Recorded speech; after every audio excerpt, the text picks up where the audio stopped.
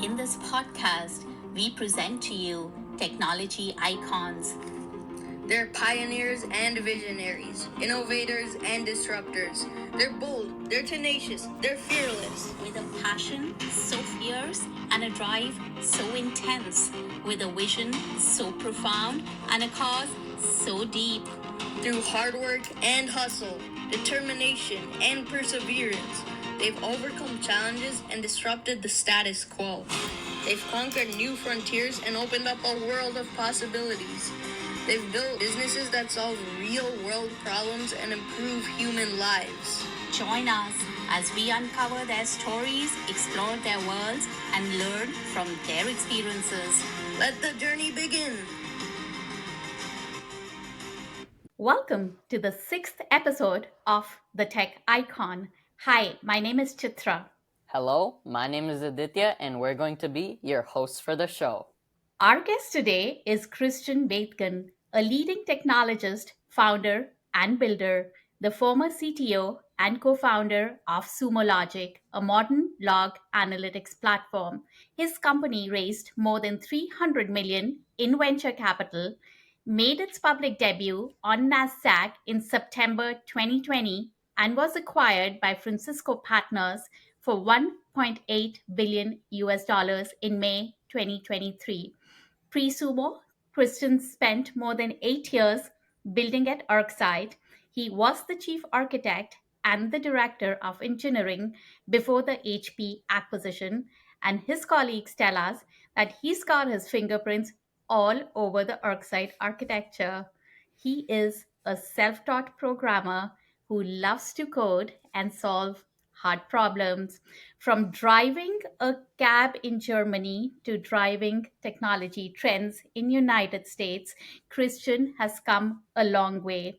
He earned his associate's degree in social sciences from Humboldt University and a bachelor's in digital communication and multimedia from Brandenburg University of Applied Sciences. Today, he lives in Austin, Texas, with his wife and 3 fur babies. We are beyond delighted to have him on the show. Christian, you are a technology icon. Welcome. Yes, thank you. Welcome to episode 6 of the Tech Icon. Thank you so much for having me. It's a pleasure. Thanks for joining. So, while we'll focus on your journey for the most part, let's take a moment to learn about Sumo. How did the idea for Sumo Logic come about? And was it a culmination of a customer pain point that you identified at ArcSight? That's actually a true statement. So, in short, ArcSight was a great company and it was a great product. It was in the 2000s and it was architected and built as sort of a classic enterprise application, which meant that we would build the software and then we would ship the software to the customer on a CD, or they would download it and then they had to install it in their data center on the Windows box or Linux box or Solaris box, or ultimately some other kind of box, including, IBM AIX and like stuff that we had never seen before, and then connected to an Oracle database that they would also have to run and maintain. So it was your classic, enterprise on-prem software. And those things are often like a burden for customers, and they're sort of a distraction from the actual value that they want out of buying a software, right? In this case, to sort of help them with threat detection. And we learned that that was quite a bit of hindrance, and we found ourselves often spending more time talking about how to keep an ArcSight as great as it was, but also keep it installed, keep it running basically, right? And maintain it and update it and all of that. And then ultimately, this is a system that was dealing with lots of, log events, basically crossed over eventually into really a big data system. So, you had to really put a bunch of big iron behind it. It wouldn't run like just off of a Game Boy, right? And so the more successful we became, the more this really became a pain point. It felt like we spent too much time talking to customers about these sort of non-functional aspects really of the product, rather than about how to use it for the intended purpose. And so inspired by successful companies, in the 2000s, like Salesforce and ServiceNow are like the two obvious ones that come to mind, right? That were very successful, like moving an enterprise software category that was primarily installed on-prem. For those folks that remember that, Salesforce pretty much completely took out Siebel, with a SaaS approach, and then ServiceNow did the same thing with Remedy, also with a SaaS approach. So in enterprise software, the SaaS approach had already started to show, real success, not just promise of real success. So It wasn't clear at the time whether that was going to work for like a more like big data type system, because there was this thought that it would be too expensive for us to run the big data system basically on behalf of our customers, which is, where the SaaS leads you to. And we thought that the ultimate benefit of focusing the customer back on using the product, was going to be worth that potential risk. And then that by engineering it properly from first principle, leveraging multi-tenancy and so forth, that we would be able to actually do this in a way that was not going to be prohibitively expensive for the customers. And next, specifically, we thought we can actually make it work in a less expensive way because of multi-tenancy and resource sharing and so forth, compared to the incumbents, ArcSight, Splunk, and so forth at the time. So yes, the answer to the question is a very long answer, but yes, Sumo Logic literally came out of sort of extrapolating from the ArcSight experience. Yeah. And it's amazing how you identified this risk and then really took the SaaS route. Do you recall where the very first investment in your company came from? I do recall this very well. The first investment in Sumo Logic came from Greylock Partners, and specifically the partner over there was Ashim Chandna, who's obviously quite well known. It's been extremely successful. And then the story there really behind that is that in 2009 or so, if I remember this correctly, I had sort of a chance meeting with him. He was kind of interested in sort of learning what my experience was at ArcSight. I was not an executive over there. I was sort of an engineer, but I've been there for quite a while. ArcSight was quite successful, so it was on the radar of folks that were investing specifically in cybersecurity as well, which of course, Ashim does. And folks were sort of interesting as like who's behind the scenes, and so that kind of is how that meeting happened, right? And I was just talking through that like one of the things that I'm struggling with is this kind of on-prem focus, right? And that there's this kind of inkling of an idea that like if one way to build a system like that again, you would build it in a SaaS. And he said, funny that you should say that. I have been thinking about like literally the exact same thing. And then so that was one of those sort of magical moments where that you just simply can't script. Yeah, that's pretty amazing how a chance meeting really led to an investment. Yes. So yeah, the lesson there is take every meeting always. Not really, but like, yeah. Cool. Now, for this next section, let's take a walk down the memory lane to celebrate your journey and really inspire the world to your story of grit and determination. Adi, you're up. Yeah, I think the childhood experiences really shape one into their future self, and we'd love to know a bit about your early years. So, how would you describe your childhood? Sheltered and safe and privileged in a way, right? I mean, I have to say I couldn't have said that when I was 10 or 18 or whatever, but I grew up in Germany. I am from Germany. I'm sure you've all figured this out by now from the accent, right? My dad was a teacher and my mom was working in a bank, but then like she became a stay-at-home mom once I showed up. Grew up outside of a larger city in a slightly smaller village, but not really in the countryside, but it was like just like a little bit further away, still within reach of public transport. Took public transport to school.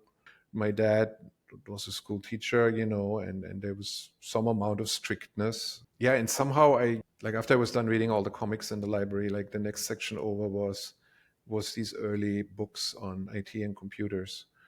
And I somehow just picked one up and I kind of got stuck with that. And I think when I was 11, 12, that age, I ended up just sort of reading books about computers and programming languages. And then ultimately I managed to get my parents to sort of, buy a home computer, and it's like an Atari ST. And then I had something to play with. And so I think you might have mentioned earlier, I think you mentioned self-taught. Yeah. So that sort of, nobody taught me how to program. I kind of sort of hacked my way around it myself. And that sort of stuck with me. And it was always a hobby of some sort, right?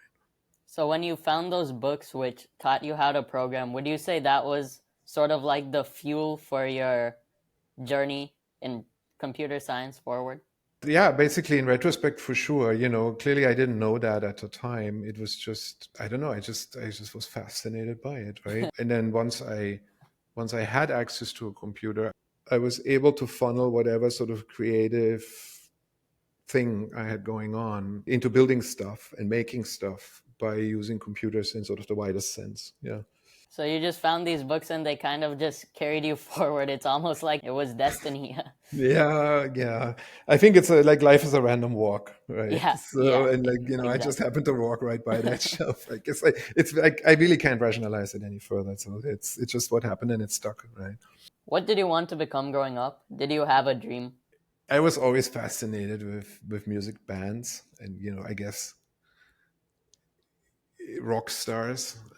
I don't really know why. I guess maybe a little bit of like influence from my dad as well. Like he had like sort of all the classics, from Johnny Cash to the Beatles and whatnot, and bunch of Rolling Stones records lying around. And I kind of just like that, thinking and reflecting about it. If you had asked my mom, what does Christian want to be when he grows up, when I was maybe 5 or so, then she would say, well, like he's imitating, rock singers in our living room with like a fake microphone. So maybe he wants to become a rock singer. Cool. A few quick rapid fire questions. Would you call yourself a good student? No. What makes you say that? I just I had a lot of other things to do involving not going to school, alcoholic beverages, and various other distractions. So, Okay. Would you call yourself an introvert or an extrovert? most definitely an introvert. I mean, 10 out of 10. All right. I'll pass it over to my co-host to cover the next segment, work and entrepreneurship, the segment you've all been waiting for. Thanks, Adi. Thanks so much, Christian. Such great stories. I loved how you hacked your way into the world of technology and entrepreneurship. I hear you worked as a cab driver early in your career. I'm curious to know, which car did you drive? And is there a passenger incident or a vivid memory that you recall? Yeah, so this was like after said school, like the gymnasium and before university, or like before moving to Berlin. In Germany at the time, there was still mandatory military service. So, when you get out of school, you have to do military service, like, or if you don't want to do military service, basically do a social service, right? And that's what I chose. That covered 15 months after coming out of school. And then I still didn't have an idea what to do. I was living with a bunch of roommates, and this one roommate was actually driving a cab. And like, this was this guy who owned a cab, but like he only wanted to drive at night. So he needed somebody to keep the car busy during the day, right? And this dude, my friend, he didn't want to do it anymore. And he said, like, you should do it. And I was just like, cool. Well, I mean, why not? And I didn't really have anything better to do. And it was a Mercedes, which was pretty much that like a cab had to be a Mercedes. It was a Mercedes E-Class back then, like by far the fanciest car I've ever seen. Passenger incidents, nothing really. Like I didn't do it for that long. It's maybe like 3/4 of a year. So And then you interned at a German company. It was later bought by Amazon, which in turn brought you to the United States. You also talked about social and cultural anxiety and the differences. How was that experience, and how did you kind of adapt to the US way? yeah, the internship was with Telebuch. Got swept up by Amazon mid '98 or so, towards late '98, and became what is like the German Amazon kind of department now today. Telebuch founders, they always had fun, like getting a bunch of interns and going to Miami. The idea was that we would go with them to Miami and just hack a bunch of stuff, some cool side projects they had, right? And so that then they got changed to go to Seattle because now they were Amazon, right? And then we were like, founder had like, Telebuch founder had some sort of thing, some idea that he wanted to pitch to the Amazon people now that he was one of them. And we were just hacking on that, right? So sitting there in Seattle, which, for half a year, which is, it's a beautiful place, I've learned since, but we were there in the winter and it was pretty much raining the whole time and we had no car. So it's funny. But yeah, that kind of first time I was in the US. Nice. And you're somewhat of an accidental entrepreneur, Christian. You never chose to be one. How did entrepreneurship happen? And what did the initial years of that journey look like for you? Yeah, I think it's this like random walk thing where like, I just bump into stuff and like, I'm like, okay, cool, let's do this, right? And so out of that internship came a connection with a bunch of German folks that wanted to build something. I was part of that. And then that like went on for like 3 months or so. And then a bunch of people got cross. And I wasn't part of the core of that, right? It was just some guys got cross and then they split off. And I kind of stuck with one part of it and represented by a lady that that had sort of, that was more sort of on the business side of things. Basically said, hey, you and you, why don't we just work together? I can make some money happen. So she was good at raising money, right? And I have this idea, I should be able to store all my files in the internet because then if I go to some random public terminal, then I can just log in and pull down my files, and that would be cool. And we were like, yeah, that actually makes a ton of sense. Let's do that, right? And okay, you come to Miami. That's where she was located after all, and so that's how I became a founder initially. It turned out that that founder path was the one that just kept going for me. I mean, I was not a founder at Oxide, and it was an early engineer hired, but it was a very early stage company, and I kind of learned a lot about, Sure. just picked up a lot of stuff, and I was able to, you kind of combine all of these things with Sumo, and yeah, it worked out okay. So the common theme's always been like going with the flow, and it just somehow worked out for you. I don't really have any better explanation for it. I'm unwilling to construct some sort of retro. I don't want to retcon this, and retroactively construct some sort of, oh, I had this grand philosophy when I was 5 years Yes. old, and like I ticked off all the boxes. It's not what happened. Yeah, something very mystical about that. And then you built Sumo, of course, Yeah. right? What was like perhaps one of the biggest challenge that you encountered along the way? I think the thing that you eventually learn, and once you've learned it, everybody will tell you, well, I could have told you this before, right? But none of this has anything to do with technology. It's really all about people. Yes, of course, technology creates problems, but then you solve them and blah, blah, blah. But like everything that's kind of hard about a company, I think is figuring like out how to construct a tribe, right? And infuse the culture, align them on a successful path. That sounds pretty grand. It's like, sure, you would do that, but it's a lot of really hard work on a day-to-day basis. You're really in there with people the entire time. Like, even when you don't think you are, you are. I think that's true generally, whether you're an employee or founder, but like it's a little bit heightened if you're like a founder executive or somebody, that ends up for whatever reason sitting at a much, larger level for the success of the company, right? Or failure for the company. I mean, it's the same level fundamentally. So that's maybe the best sort of approximation of an answer that I can give you there. Yeah, I've heard that from so many folks. It all comes down to the people. We do this for people, with people, on behalf of people, and I hope this won't change, even though apparently, I don't think that changes with ChatGPT. And so yeah, everything else is sort of manageable, right? People can be quite intractable, you know. But it's also a lot of fun. But you do learn a lot about yourself, right? By bumping into sort of people and not understanding their reactions, right?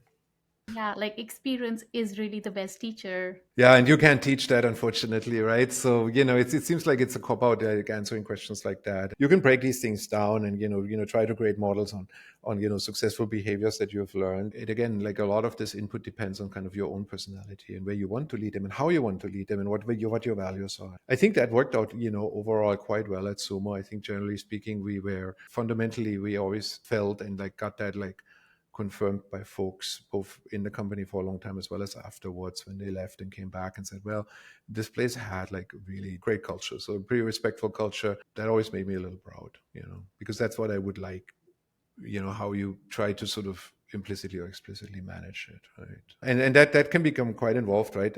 Because eventually your team will grow, and then you have to travel, and then eventually you travel around the world. I've spent so much time in India because we had a big team there. Also, we had a big team in Poland, and people are all the same except for they aren't, right? Because they're differently socialized, there's different cultural backgrounds, and even different ways of them, reading body language or their own body language.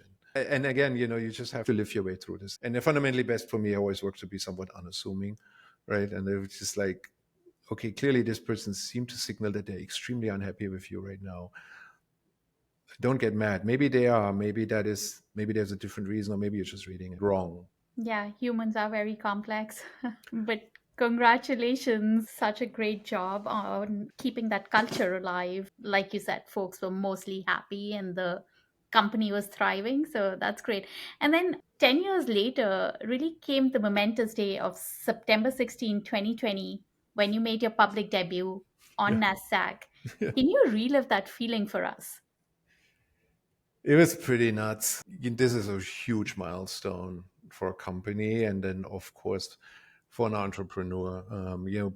Getting your company to go public is it's pretty cool. There's a lot of things that have to happen, and a little bit of luck along the way. And there's a lot of people doing a lot of companies that are incredible that never get to that because there's something missing. sometimes out of their control. It's quite a confirmation, and that sort of can be quite overwhelming. And like actually life gets much harder once you're public. I don't know, you just have to like let go of all of that baggage and just enjoy the moment, I guess. Just be happy with for the entire company, right? It also sort of like it leads you down that path of, folks that people are going to make money at that point, like real money, and it matters a lot because money is very important, and a lot of people work very hard, and they work very hard towards that point where that's worth something, right? If you can be part of a group that gets like the group there, it's a great feeling. Awesome. I'm sure you created a bunch of millionaires out there. I want to think so. Yeah, Yes. I mean, I know so actually, but I wish it would have been more. But Yes. and more millions and all of that. But no, this is pretty cool.